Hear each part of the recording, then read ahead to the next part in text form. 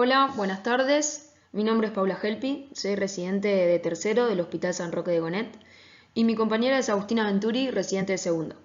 Nuestro ateneo se titula Infección del Sistema Nervioso Central a propósito de un caso. Por esto vamos a empezar desarrollando el mismo. Se trata de un paciente masculino de 35 años de edad que llega a nuestro hospital en mayo del 2016. El mismo vive en la ciudad de La Plata y se dedica a la construcción. El paciente no refiere tener ninguna patología de base, ser tabaquista, consume 20 cigarrillos por día y dice consumir alcohol solo los fines de semana 3 litros. Como antecedentes médicos solo indica haberse realizado 2 cirugías previas y no tener ninguna enfermedad relacionada con su estado actual. El motivo de su consulta es una cefalea persistente y progresiva que en un score de 10 como máximo el paciente indica tener 10 de intensidad de dolor. Además, tiene aparición de confusión y desconexión con el medio relacionada a una cefalea holocraniana, es decir, en toda la cabeza, con 2 meses de evolución que cede cuando el paciente consume AINES. Realizó una consulta previa en otro centro donde se le realizó una tomografía computada y una resonancia magnética, pero no contaba con los estudios al momento de la consulta. Al ingreso a nuestro hospital, el paciente se encuentra desorientado, con excitación psicomotriz, afebril, hemodinámicamente estable, con alteración de las pruebas de la ataxia dinámica. Como complemento, tiene un aumento de la base de sustentación a la bipedestación sin otro signo de foco, lo que significa que el paciente necesitaba caminar con las piernas abiertas para poder mantener el equilibrio. Se le realizaron algunos estudios. Primero, un laboratorio en el cual no se ven alteraciones del hemograma ni alteraciones del ionograma, con una función renal y hepática normal. Se le realiza una tomografía computada de encéfalo en la cual se observa una hipodensidad frontal de bordes irregulares. Debido a esta imagen, a la intensidad del dolor y su cuadro clínico, se decide realizar una punción lumbar. El líquido cefalorraquídeo llega a la guardia en el cual se le realiza un cito físico-químico. Se observa un líquido ligeramente turbio que post-centrifugación tiene un sobrenadante límpido y un precipitado escaso. La glucorraquia indica aproximadamente un 45% con respecto a su glucemia y una proteinorraquia aumentada. Se contaron 146 elementos, de los cuales un 90% eran mononucleares.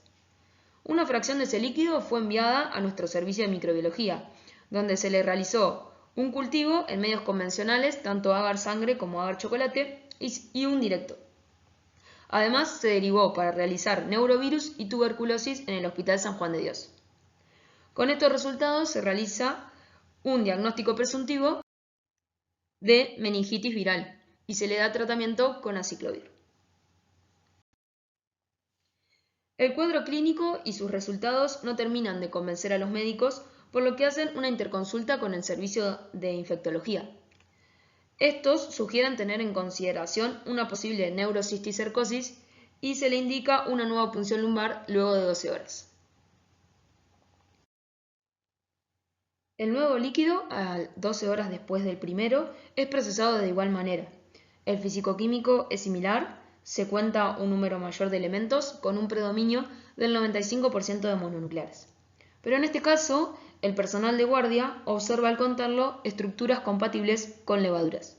Por lo tanto, deciden realizar la prueba de la tinta china. Luego de realizar la prueba, se observan levaduras encapsuladas y se decide reinterpretar el cuadro como una meningitis criptococócica y cambiar el tratamiento de aciclovir a anfotericina B. Luego de esto, se observa una mejoría sintomática, una recuperación del sensorio y se lo mantiene internado en la observación. Al paciente se le realizaron otros estudios complementarios como HIV, hepatitis B y C, las cuales dieron no reactivas, es decir, el paciente no estaba inmunodeprimido, excepto para Chagas, que dio positivo por 2 métodos distintos. Se le midieron inmunoglobulinas, la única que dio alterada fue la inmunoglobulina E, y autoanticuerpos que dieron negativos. Además, para determinar alguna otra inmunodeficiencia, se derivó muestra para CD4 y CD8, los cuales dieron normales.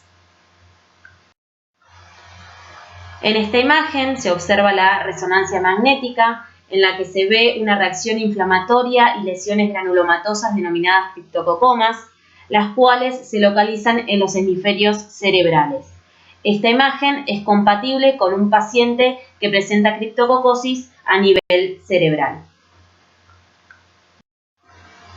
En esta tabla vemos la evolución del estudio citofísico-químico del líquido cefalorraquídeo, observando que los parámetros se mantienen relativamente constantes a lo largo del mes. Pero lo más importante a destacar es la presión de apertura, la cual en la mayoría de los casos se encuentra moderadamente elevada. En casos de que la presión del líquido cefalorraquídeo sea mayor o igual a 25 milímetros de agua y existan síntomas de hipertensión intracraneana, se deben realizar punciones lumbares terapéuticas diarias buscando la disminución de la presión en un 50%. Además, la tinta china se mantiene positiva y el cultivo negativo. Esto indica que el tratamiento está siendo efectivo, pero en el líquido todavía se encuentran levaduras muertas. Con respecto a los cultivos, en el primer líquido cefalorraquídeo no se observaron levaduras y el cultivo dio negativo. Estas dos cosas puede atribuirse a que la concentración de levaduras no era la suficiente para poder observarlas y el volumen de muestra era escaso. Ese mismo día se prepararon las derivaciones para neurovirus y TBC para el Hospital San Juan de Dios, los cuales dieron negativos.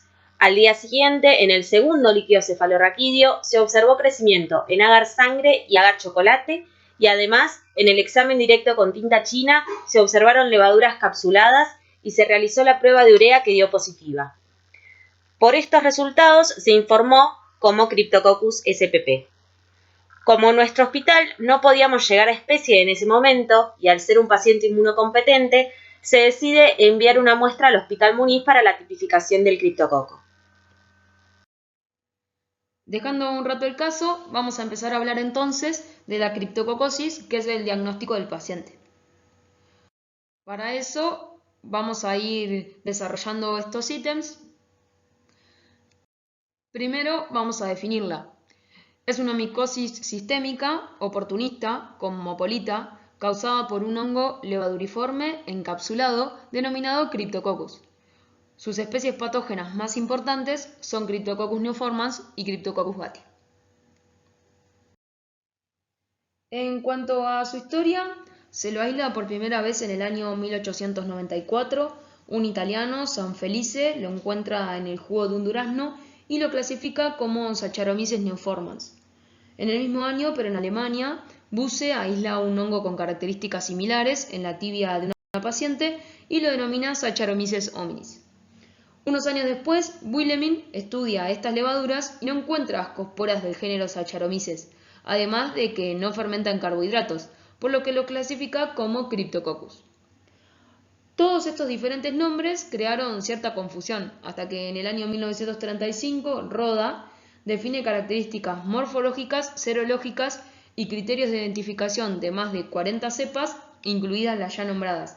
Entonces concluye que todos los aislamientos humanos procedían de la misma especie y propuso conservar el nombre de Cryptococcus neoformans para el género.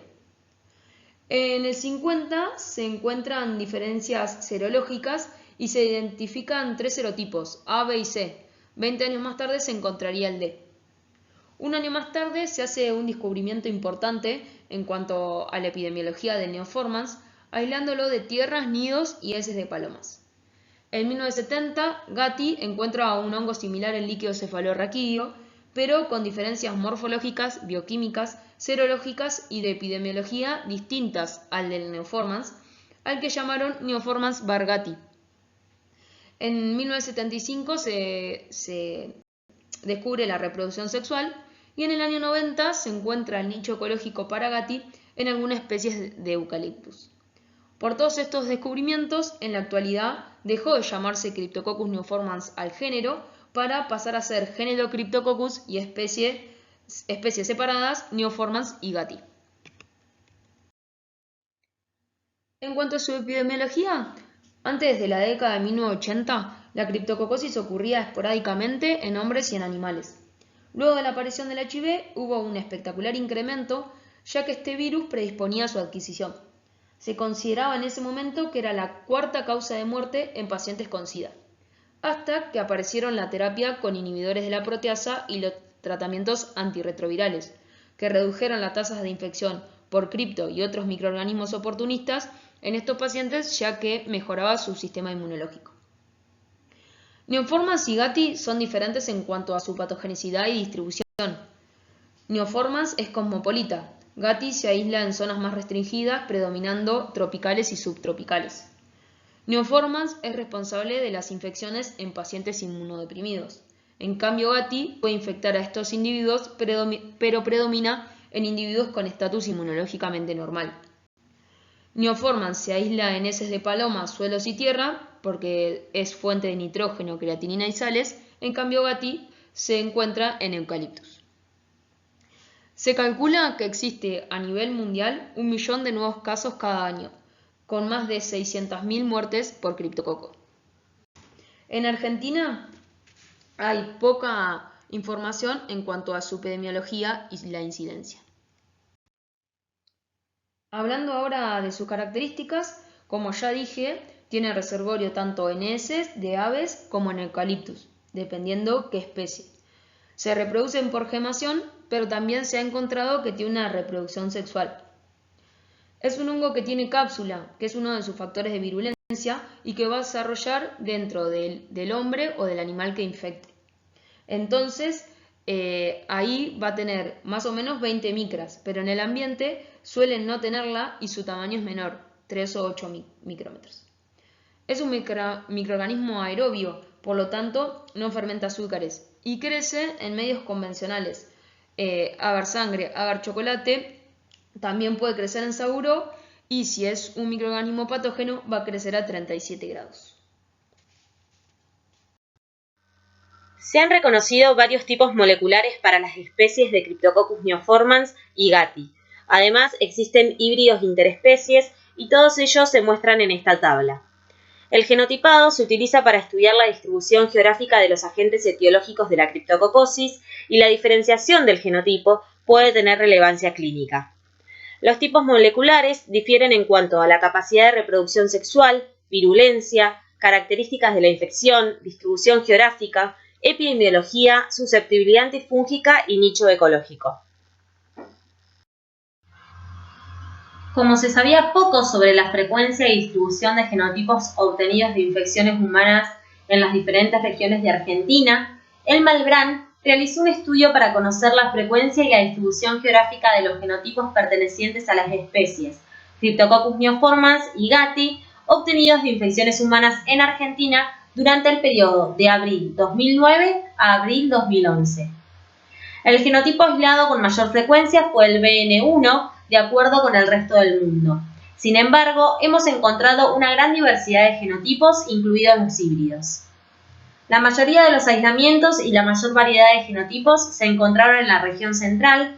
Esta región es la zona más poblada de Argentina e incluye las ciudades más grandes que también son las más afectadas por la epidemia de HIV. Curiosamente, las otras regiones parecen tener su propia epidemiología, probablemente debido a su propia población, tasa de HIV, clima y cepas regionales. Con respecto a la patogenia, el hongo ingresa principalmente por vía inhalatoria. Las fuentes más conocidas son las heces de paloma u otras aves para Cryptococcus neoformans y Cryptococcus gatti está asociado a eucaliptus. El hongo ingresa al organismo por la inhalación de esporas. La infección pulmonar es usualmente asintomática o puede resultar en una neumonía autolimitada que se puede resolver en algunas semanas o meses, aún en ausencia de tratamiento. Posteriormente se puede diseminar por vía hematógena al sistema nervioso central, hueso, piel, ojos. La meningitis o las lesiones focales cerebrales constituyen el cuadro clínico más típico y la respuesta del organismo ante la infección depende principalmente de la inmunidad celular. El curso de la criptococosis en un paciente depende de la cantidad de inóculo, de su estado inmunológico y de la virulencia de la cepa infectante.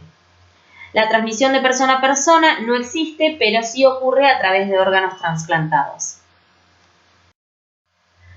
La patogenicidad está determinada por la cápsula, que es muy importante para la supervivencia del Cryptococcus en su huésped, ya que inhibe la fagocitosis del Cryptococcus por fagocitos profesionales en ausencia de opsoninas y resiste la digestión del fagosoma.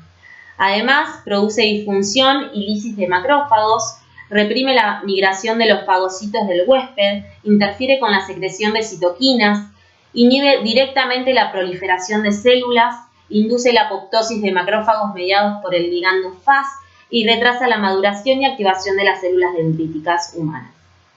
Otro de los factores de virulencia es la capacidad de crecer a 37 grados, es decir, a temperaturas fisiológicas. Hay varios estudios que identificaron genes como necesarios para el crecimiento a altas temperaturas. Uno de estos genes es el CNAC1, que codifica para la calcineurina A, y se vio que cuando se irrumpió el gen, se descubrió que la cepa mutante era viable a 24 grados, pero no a temperatura fisiológica.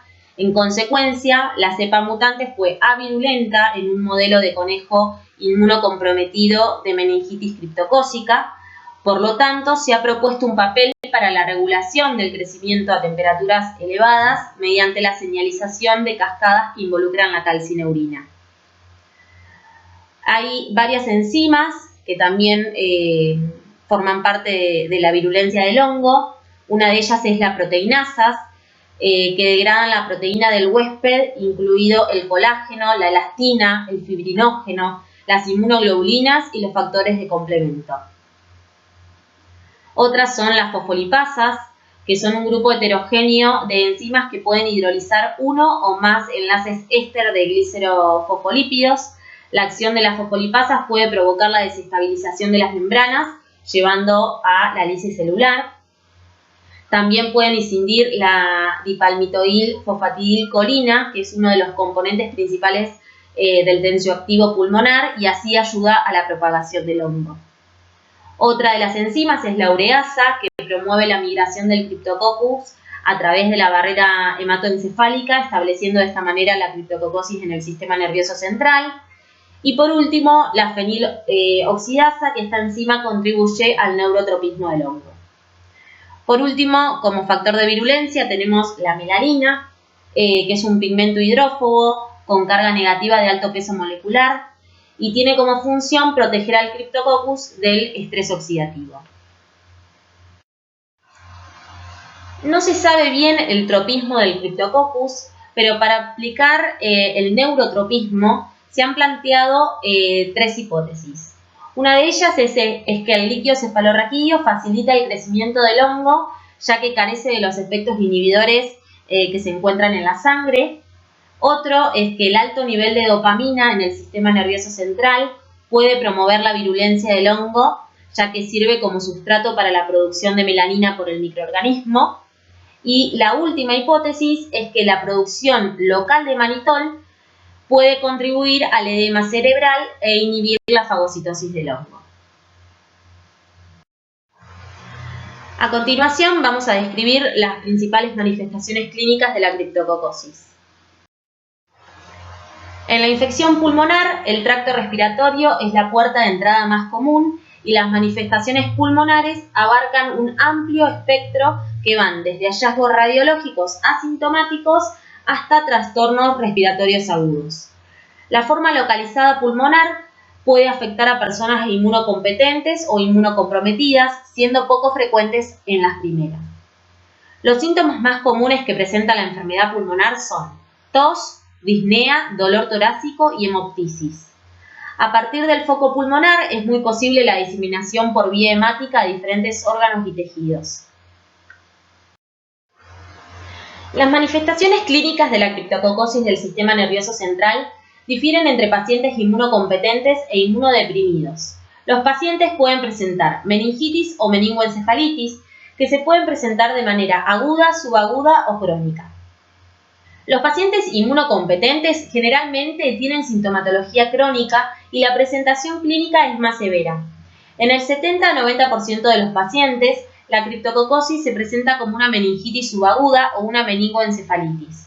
Estas manifestaciones se deben a la reacción inflamatoria producida y es habitual la presencia de lesiones granulomatosas denominadas criptococomas, las cuales se localizan principalmente a nivel de los hemisferios cerebrales, aunque también pueden ser vistos en cerebelo o médula espinal con menor frecuencia.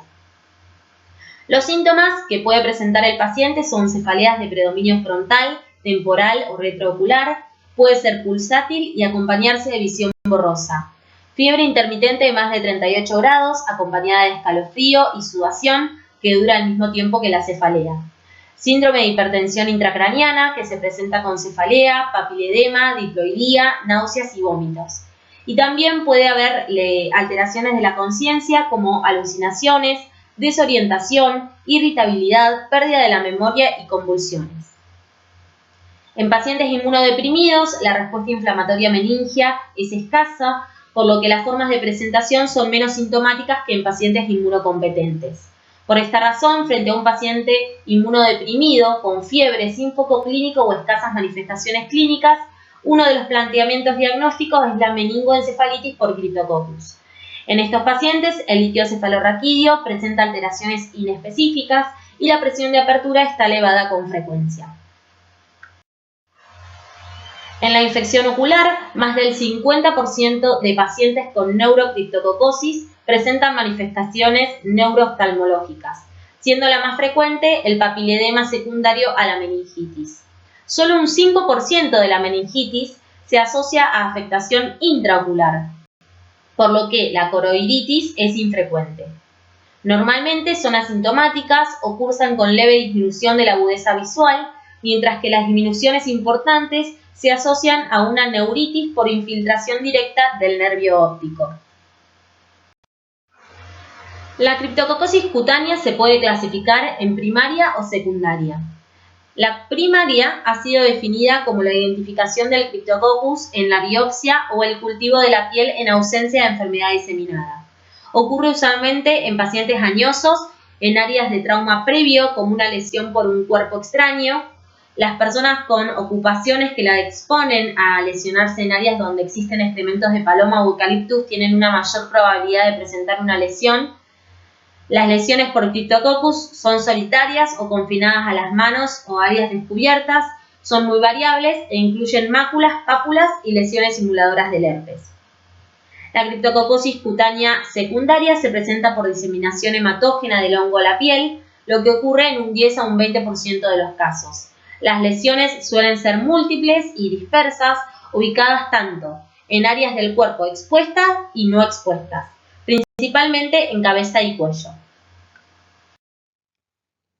Ahora vamos a hablar de las pruebas de laboratorio. Como nos vamos a centrar en la meningitis criptococócica, que es el diagnóstico de nuestro paciente, vale aclarar que la muestra de elección es el líquido cefalorraquídeo. Lo primero y más sencillo que podemos realizar es un examen directo con tinta china. Nos permite visualizar directamente las levaduras entre porta y cubre.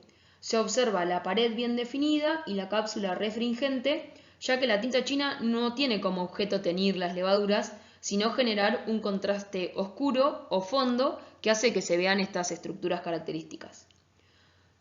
Tiene una sensibilidad del 30 a 50% en inmunocompetentes, lo cual es baja, y un 80% en inmunocomprometidos. Las levaduras también se observarían con este método en otras muestras biológicas.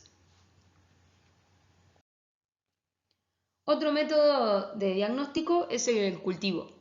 Ambas especies patógenas crecen bien en medios convencionales empleados en bacteriología, como agar sangre y agar chocolate, que fue el caso de nuestro paciente. Crece como colonias color crema de textura suave a mucoide. También puede crecer en agar glucosado sin cicloheximida, todo esto a 27-30 grados después de 24-48 horas de incubación bajo condiciones aeróbicas. Para distinguir Cryptococcus de otro tipo de levaduras se pueden sembrar medios convencionales como agar, donde Cryptococcus crece de color marrón debido a la acción de la fenoloxidasa con producción de melamina. También se puede usar un crecimiento a 37 que es otra prueba, ya que los patógenos deben ser capaces de crecer a esta temperatura que es la del cuerpo humano. En cuanto a las pruebas bioquímicas, una de las más importantes se realiza para diferenciar criptococos de cándida, y es la degradación de la urea. El criptococcus produce una ureasa que al degradar la urea y producir amoníaco y carbamato hace virar el medio. Otra prueba, pero para diferenciar neoformans de Gatti, es el agar canavanina glicina azul de bromotimol, CBG, que tiene como única fuente de carbono y nitrógeno a la glicina y a la L-canavanina. Cryptococcus gatti crece por degradar la glicina, pero no ser sensible a la L-canavanina, virando el medio. Y neoformans no crece porque es sensible a la canavanina. Solo un serotipo puede usar en un 20% la glicina, pero no lo suficiente como para producir un viraje del indicador. Así que así fácilmente lo podemos diferenciar. La asimilación de azúcares estudia la capacidad de las levaduras aisladas para utilizar diferentes azúcares como fuente de carbono. Se realizan kits comerciales utilizando los azúcares que mejor definen el metabolismo del Cryptococcus y que permiten caracterizarlo entonces.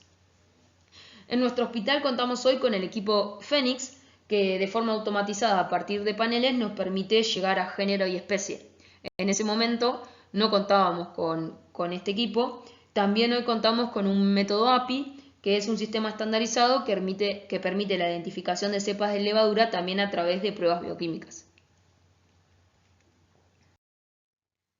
Otro método diagnóstico son las pruebas inmunológicas. En este caso, nosotros contamos con un kit comercial de Remel que tiene como fundamento una aglutinación en partículas de látex. En este caso, nosotros tenemos solo para Cryptococcus neoformans. Contiene partículas de látex sensibilizadas con anticuerpos y al agregarle o el suero o el líquido cefalorraquídeo del paciente se genera una aglutinación visible. Entre los métodos más específicos hoy en día se encuentra la PCR, que ya conocemos su fundamento, y el MALDI-TOF, que no es tan conocido para los que no lo tenemos. Es una técnica donde la muestra se mezcla con una matriz sobre una superficie de metal para que ambas cocristalicen. Esta preparación se introduce en el equipo y es sometida a un láser que provoca la absorción de energía por parte de la matriz, que se convierte en energía de excitación, transfiere protones, dando lugar a especies monocargadas que empiezan a subir por el tubo de vuelo o el analizador TOF. Entonces mide por carga-masa la llegada al detector y lo traduce en picos, porque es una espectrometría de masa, que luego se compara con una base de datos donde dice qué género y especie es. Con respecto al tratamiento, el tipo de tratamiento generalmente depende de la gravedad de la infección y las partes del cuerpo afectadas. En la infección pulmonar, si la infección es asintomática o leve a moderada, el tratamiento generalmente es fluconazol por vía oral por 6 a 12 semanas. En las infecciones pulmonares graves, el tratamiento inicial recomendado es la anfotericina B en combinación con la flucitosina, y luego para la fase de mantenimiento los pacientes necesitan tomar fluconazol durante un tiempo prolongado para eliminar la infección. En la infección del sistema nervioso central en pacientes inmunocomprometidos se indica en la fase de inducción anfotericina B por vía endovenosa combinado con flucitosina por 2 semanas. En la fase de mantenimiento con fluconazol por vía oral diarios por un mínimo de 8 semanas. Para pacientes inmunocompetentes, la fase de inducción se prolonga por 4 semanas y si no se logra la esterilización del líquido cefalorraquídeo y el paciente presenta complicaciones neurológicas, esta fase se prolonga por 6 semanas. El tipo, la dosis y la duración del tratamiento antimicótico pueden diferir por ciertos grupos de personas, como mujeres embarazadas, niños y personas en entornos con recursos limitados. Algunas personas también pueden necesitar de cirugía para poder eliminar el crecimiento de los hongos. Retomando el caso, llegó el informe del Hospital Muniz, el cual dio como resultado un Cryptococcus gatti. Vale recordar que el paciente era inmunocompetente y por este motivo se buscaron varios diagnósticos posibles porque no se tenía presente una criptococcosis en un paciente sin alteraciones en la inmunidad. Como conclusiones, en este caso clínico pudimos observar la importancia de la observación en fresco y con tinta china de las levaduras en el líquido cefalorraquídeo para la orientación del diagnóstico. Recordar que en inmunocompetentes la sensibilidad de la tinta china es más baja que en inmunocomprometidos. Y por último, tener en cuenta que la criptococosis se puede dar en pacientes inmunocompetentes y el patógeno que se encuentra más frecuentemente es Cryptococcus gattii. Esta es la bibliografía utilizada. Bueno, primero queríamos agradecerles a nuestras compañeras de residencia por ayudarnos en el Ateneo y a ustedes por su atención. Muchas gracias.